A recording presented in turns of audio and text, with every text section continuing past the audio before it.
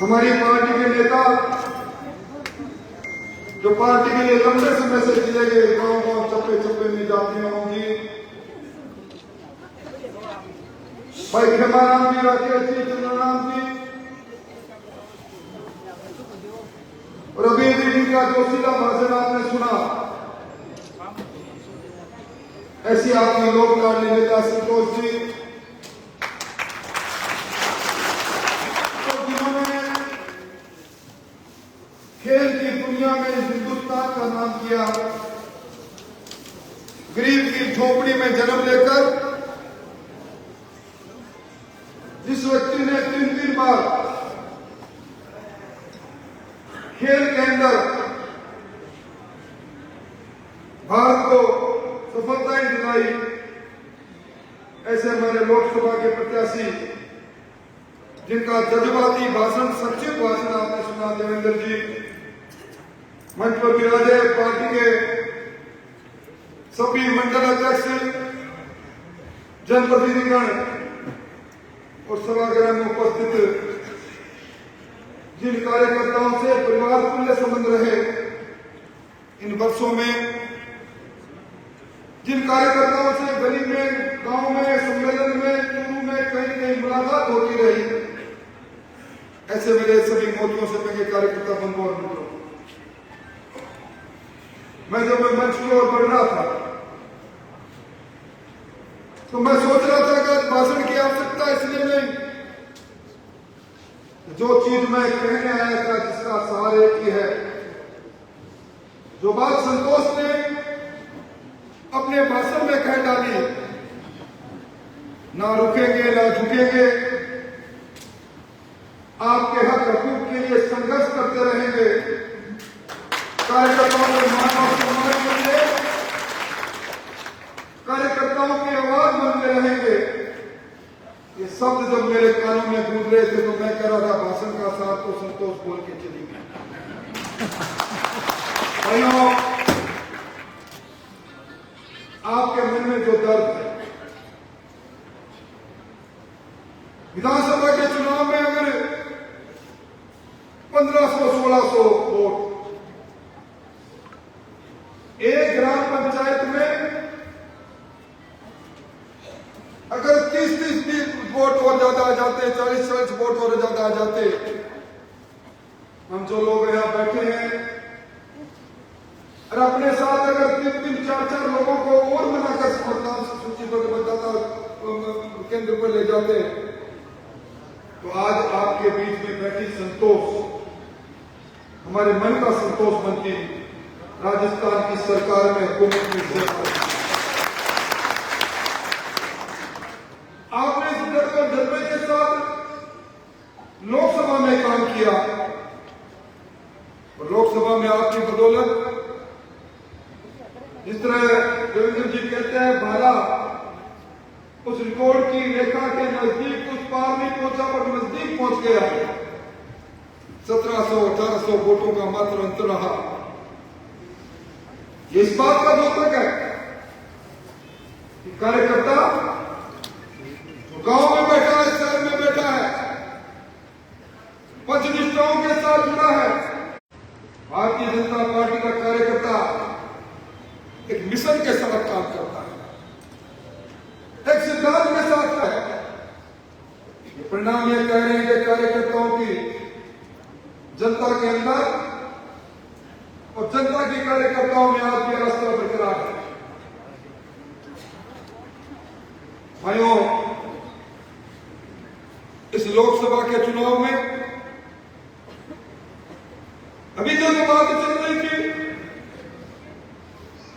तो सामने से आवाज आ रही थी, चुनाव के मुद्दे खो गए। हम चुनाव के अंदर, देश के चुनाव के अंदर, राष्ट्रीय भाग्य के निर्धारण करने वाले चुनाव के अंदर हम कह रहे थे, दुनिया का लोकप्रिय नेता नरेंद्र मोदी जी अगर प्रधानमंत्री जी तीसरी बार बनेंगे, हिंदुस्तान की अर्थव्यवस्था तेजी से और आगे बढ़ेगी, हमें 5वीं से तीसरी अर्थव्यवस्था पर जाएंगे। हमारी बात सुनो, गरीब कल्याण के जो काम पर छत हो, प्रधानमंत्री आवास योजना, और हमारी बहन के घर में भी गैस का चूल्हा जले, उजला योजना, हर बहन को इज्जत घर मिले, शौचालय मिले, किसान के सम्मान में बिना मांगे उसके किसान सम्मान निधि के रूप में उसके खाते में पैसा जाए, प्रधानमंत्री फसल बीमा योजना का सुरक्षा चक्र उसे मिले, हर सर पर छत, हर घर में बिजली का पानी, प्रधानमंत्री सम्मान निधि के साथ प्रधानमंत्री आवास योजना और जल जीवन मिशन से उसके घर में पानी जाए। हम उन मुद्दों को लेकर हमारी सीमाएं सुरक्षित रहे बात कर रहे थे, तो कम से जो मन साझा करते थे, जो कभी कहा करते थे कि पार्टी मां है, सिद्धांत के साथ हम जुड़े हैं, वहीं आला कमान टिकट देता है, आला कमान टिकट नहीं देता है। विधानसभा के चुनाव में हारने के बाद मैंने भी कहा था मैं राजसमंद से चुनाव लड़ना चाहता हूं। आला कमान ने मुझे बेहतर नहीं समझा, मैं पार्टी से अलग हो जाऊं। जिस पार्टी ने हमें नाम दिया, जिस पार्टी के मिशन के साथ हम जुड़े हैं, आया राम गया राम, मैं सत्ता में रहना चाहिए, हर सत्ता मेरे केंद्र, हर सत्ता का केंद्र मेरा परिवार बनना चाहिए, मेरी मां विधायक बननी चाहिए, मेरे पिताजी एमएलए बनने चाहिए, प्रमुख भी हमारे यहाँ, प्रधान भी हमारे यहाँ। पहली बार जो पार्टी ने कहा तो सामने खड़े हो गए और उन्होंने जो नैरेटिव बनाया, जाति का जो जहर का बीज बोया है, हम किस प्रकार से बीज से पैदा होने वाले वृक्ष को नष्ट करेंगे, हमारे सामने चुनौती है। इस चुनौती को आपको हमको स्वीकार करना। मैं जहां से लगातार मेरे बनता रहा, एक कार्यकर्ता जो मेरे साथ हमेशा चलता रहा, चुरू के अंदर प्रधान रहा, प्रमुख रहा, मैंने कहा मैं पड़ोस की चुनौतीपूर्ण सीट पर जाता हूं जहां तक भारतीय जनता पार्टी आजादी के बाद 2 बार जीती है। हमारे यहाँ का लाल लड़ेगा, सारण लड़ेगा, हरलाल सारण। मैंने अपनी सभा में कहा था अगर मैं वोट से बर्दाश्त करूंगा, हरलाल की हार को बर्दाश्त नहीं कर पाऊंगा। मेरे संतों को चलने देखना चाहते हो तो हरलाल का साथ दो, लोगों ने साथ दिया। अब याद करो 2008 में मैं तारानगर की विधानसभा से विधायक था और वापिस जब चूरू के लोगों ने कहा यही लो, तो मैं जयनाम जी पूनिया के साथ खड़ा था, उनको लड़ा था। बलराम जाकर के लिए मैं राम सिंह जी कस्बा के लिए गली गली में जा रहा था। उन लोगों ने राष्ट्रीय मुद्दों के अलावा चुनाव में कुछ और ध्रुवीकरण करने की का नैरेटिव बनाया। भाइयों, हमें उस रास्ते पर नहीं चलना है। भारतीय जनता पार्टी किसी जातीय पार्टी पर चलने वाली पार्टी नहीं, सिद्धांत पर चलने वाली पार्टी। हमारे प्रधानमंत्री जी ने कहा सबका साथ होगा, सबका विकास होगा, तो सबका विश्वास भी लेना पड़ेगा। आज जितनी भी नीतियां बनी है, अभी आपने देखा होगा प्रधानमंत्री जी ने राष्ट्रपति के अभिभाषण में घोषणा की थी कि इस देश के अंदर 4 करोड़ गरीबों के मकान बनेंगे। 4 करोड़ मकान बनेंगे तो राजस्थान के हिस्से में भी 25 लाख मकान आएंगे, 26 लाख मकान आएंगे। राजस्थान के हिस्से में जब 26 लाख मकान आएंगे तो 2-2.5 लाख जिले के हाथ में भी आएंगे। पंचायत समिति में भी 5-5, 10 हजार मकान आएंगे, तो क्या उसके अंदर किसी गरीब के अलावा हमको वो जाति के आधार पर फैसला करें? अभी हमारे 3 करोड़ लखपति दीदी बन रही है। हमारे भजन लाल जी ने कहा 15 लाख हमारी बहनों को लखपति राजस्थान में बनाएंगे। हम सुधानगढ़ गीता सिंह की बहन को भी बनाएंगे। हमारे सामाजिक समरसता के भाव से हमारी उन बहनों को आगे करेंगे जो पात्रता रखती है। अभी भजन लाल जी ने यमुना जी का समझौता किया है। हमारी प्यासी धरती पर यमुना का जब पानी आएगा तो क्या जाति के आधार पर आएगा? विकास के लिए, सेवा के लिए, मानवता तो मानव धर्म सबसे बड़ा धर्म है। धर्म पर चलने का काम हम सब कार्यकर्ताओं को करना। मुझे बहुत अच्छा लगा संतोष जी ने कहा हम उठे करते गए। आज यही कहने आया हूं कार्यकर्ता बंधुओं, कोई भाषण देने नहीं आया हूं। आपके साथ जीवन के बहुत से वसंत बीते हैं। आपके मान और सम्मान के साथ हमें सुधारगढ़ विधानसभा के अंदर व्यवस्थाएं बदलने के साथ खड़े हैं, ईमानदारी के साथ खड़े हैं। यहां पर भ्रष्टाचार को अपना देने वाले लोगों का समय नहीं रहेगा। अभी बड़ी तालियां बज रही थी जब संतोष जी कह रहे थे हमें तो अपनों ने लूटा, दूसरों ने कहा दम था, मेरी निकसी वहां आपका निकल था। पहले उतरे हैं, उनको भी समझ से कहकर जा रहा हूं भाइयों, ये हम सब लोग निष्ठाओं के साथ जुड़े हैं। आया नाम गया नाम, मुझे मिला तो ठीक, मुझे मिला नहीं तो मैं दिन ढूंढवाऊंगा। अब अपने को इस रास्ते पर नहीं चलना है। डबल इंजन की सरकार सामने है। 4 साल 3 महीने की सरकार, 4 महीने की सरकार सामने खड़ी है। इसलिए आप सबको यही कहना है कि आपने मेहनत की, मैं आपकी तपस्या को जानता हूं, मैं सुधारगढ़ के कार्यकर्ताओं की हिम्मत को पहचानता हूं। और हमारे लिए सुकून की बात, 62 साल बाद इस देश की राजनीति के अंदर कोई एक पार्टी और एक नेता तीसरी बार प्रधानमंत्री की कुर्सी पर, और प्रधानमंत्री जी के चमक देखो। अभी ओम जी कह रहे थे रूस के अंदर प्रधानमंत्री जी गए, रूस का सर्वोच्च पुरस्कार उन्हें मिला। 15 राष्ट्र ने प्रधानमंत्री नरेंद्र मोदी को दुनिया का अपने अपने मुल्क का सबसे ऊंचा पुरस्कार देकर कहा है, मोदी जी आप अपने हिंदुस्तान के नहीं दुनिया के नेता। और आप याद करो, ये भजन लाल जी कब तक, जब कभी भी हम सभाएं करते थे, माइक पर खड़े होकर hello mike testing, hello mike testing, दरी कहां तक पीछे है। एक साधारण कार्यकर्ता, एक समर्पित कार्यकर्ता आज उस कुर्सी तक जा सकता है, मुख्यमंत्री की कुर्सी तक जा सकता है। बचपन में चाय बेचने वाला देश की सबसे ऊंची कुर्सी प्रधानमंत्री की कुर्सी तक पहुंच सकता है कार्यकर्ता। एक पार्षद से जीवन प्रारंभ करने वाला खेमाराम राजस्थान में मंत्री की कुर्सी तक जा सकता है। तो आप लोगों में क्या कमी है? आपका समर्पण, आपकी ताकत इस पार्टी की ताकत है।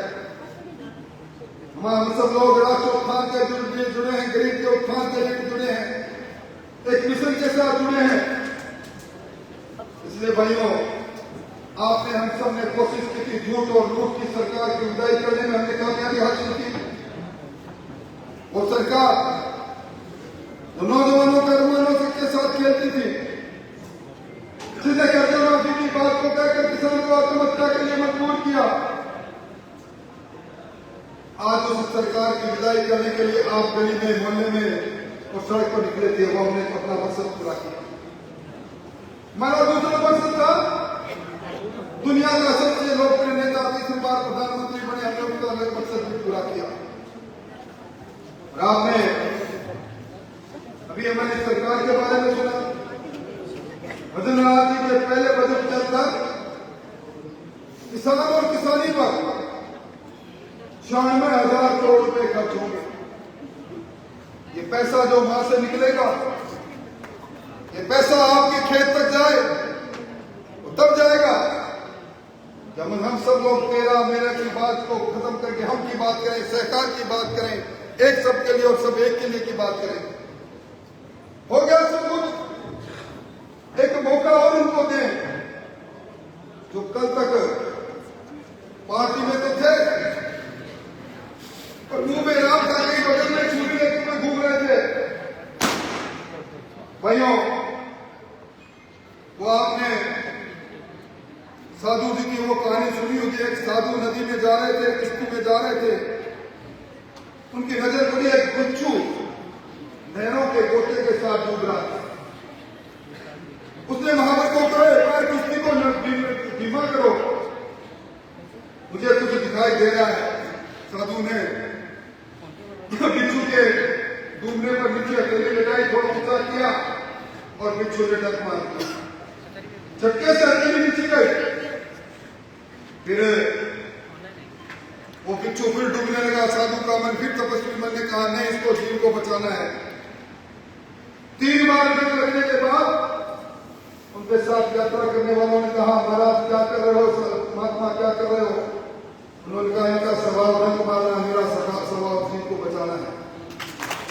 हमारा कार्यकर्ताओं का स्वभाव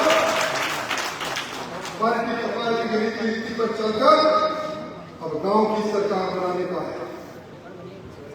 पंचायत समिति की सरकार बनाएंगे, नगर पालिका की सरकार बनाएंगे, फिर सुमन होगा। कांग्रेस की सरकार में सुजानगढ़ में कोई वार्ड 2500 लोगों पर आप, कोई वार्ड 300 लोगों पर आई, चलने वाली बात नहीं, परिसमन होगा। इसी तरह पंचायत समितियों में परिसमन होगा।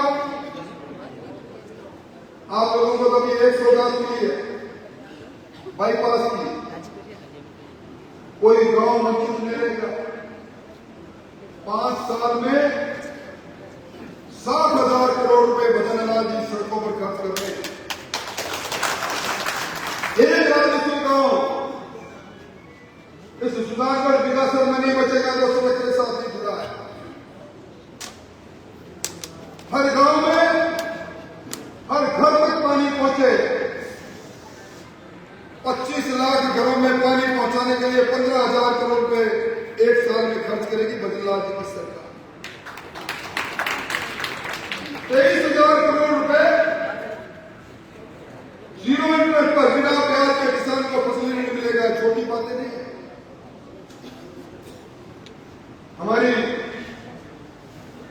बढ़ती हुई हमारी जीएसटी की हमारी आधारभूत संरचनाएं निश्चित तौर पर जिस सरकार ने 45% अपने चुनाव के इसको संकल्प पत्र के उसके वादों को अपने अल्पकाल में पूरा कर रहे, उस सरकार के पूछ के पांव पालने में दिख रहे हैं।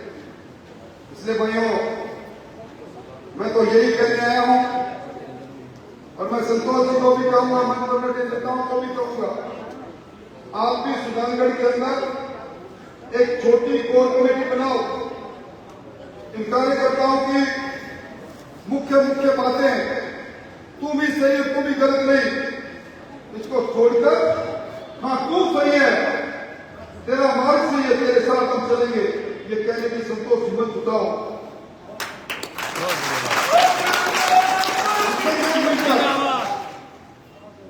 आने वाले समय में सुजानगढ़ विकासन में हर बूथ पर हमारी पार्टी जीते, इस लक्ष्य के साथ हमें आगे बढ़ना है। सुजानगढ़ के उपचुनाव के अंदर हमने कुछ सबक लिया, कुछ चेहरों को देखा, कुछ मौका पुरुषों को देखा।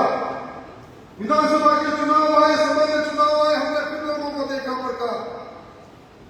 और इस लोकसभा के चुनाव में ये चमकता सितारा था हमारे लिए।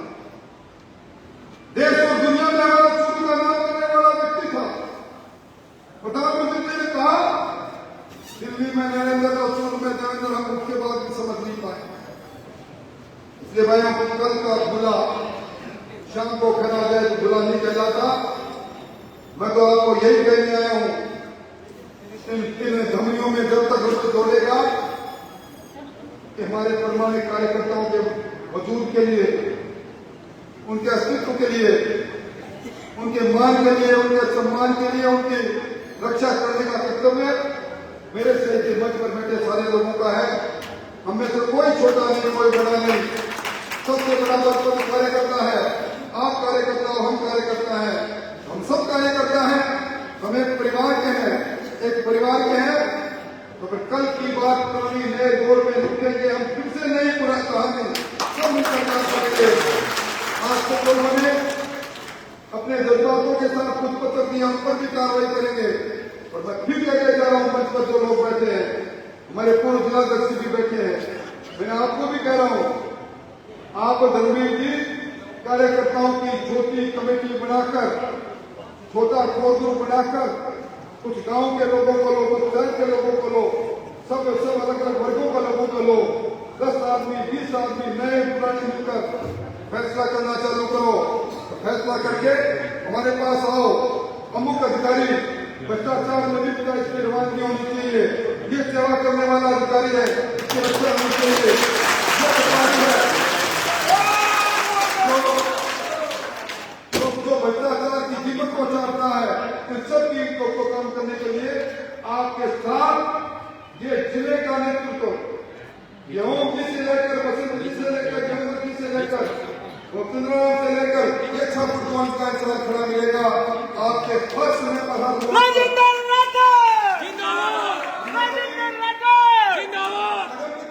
नहीं की, आराम गैराम की नहीं रहे। चुनाव के समय में चेहरा 1 और चुनाव के बाद चेहरा 2 ये नहीं रखा। सुबह उठते हैं 5 बजे, कार्यकर्ता को अपना भगवान मानते हैं, उनकी बात को सुनना प्रारंभ करते हैं। रात को जब आंख बंद होती है कभी का कार्यकर्ता को नमन करते हुए उसकी बात को सुनना प्रारंभ करते हैं। अभी हमारी सरकार आचार संहिता से निकली है और अभी तो भजन लाल जी की सरकार में पहला गेयर, दूसरे गवर्नमेंट गेयर में ही ये गाड़ी चल रही है। अब तीसरा गेयर और चौथे गेयर में देखना फटाफट किस तरह भजन लाल जी की सरकार